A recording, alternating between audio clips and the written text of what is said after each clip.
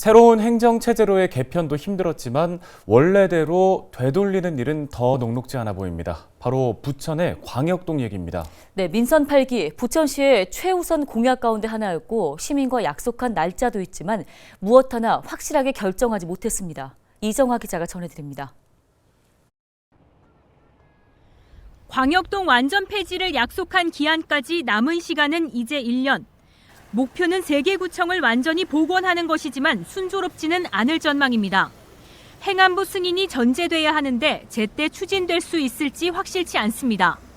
차선책으로는 26개 일반동을 부활하는 것인데 연계 행정이나 후속 인사, 선거구 획정 등에서도 셈법이 한층 복잡해질 수 있습니다. 26개 동을 부활하는 수준이 아니라 원미구청, 소사구청, 오정구청 3구가 완성적으로 있어야지만 이게 행정 서비스가 다시 시민들에게 돌아가는 게 완벽해지거든요.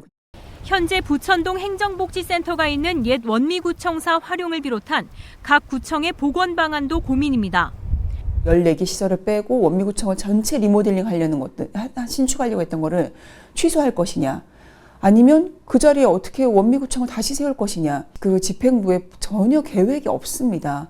그런 상황에서 과연 이게 가능할까?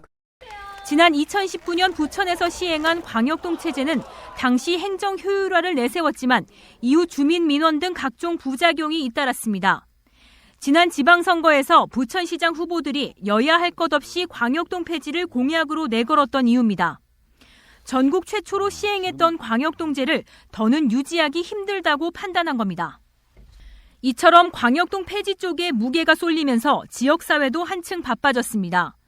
국민의힘 소속 부천시 의원들이 지난달 광역동 폐지를 위한 연구단체를 구성한 데 이어 이번 회기 시작과 동시에 전체 의원 27명이 구 복원과 일반동 전환 촉구 결의안을 만장일치로 채택했습니다. 다만 광역동제 개편 실패에 대해 책임을 묻겠다는 의도로 발의한 행정사무조사 안건은 본회의에서 부결됐습니다. 이게 행자부 시범사업으로 진행됐던 사항이에요. 그래서 어떻게 보면은 실패를 인정해야지 사실 이게 좀 한 발이 진행될 수 있습니다. 잘못된 행정 사례이기 때문에 반드시 좀 원점으로 되돌리도록 시민들이 강력하게 요구를 해야 된다고 생각을 하고요. 부천시는 현재는 부서별로 일반동으로 전환했을 때를 가정해 계획을 수립하고 있다며 구 복원 사안 등은 행안부 승인을 기다리고 있을 뿐 구체적인 것은 결정되지 않았다고 밝혔습니다.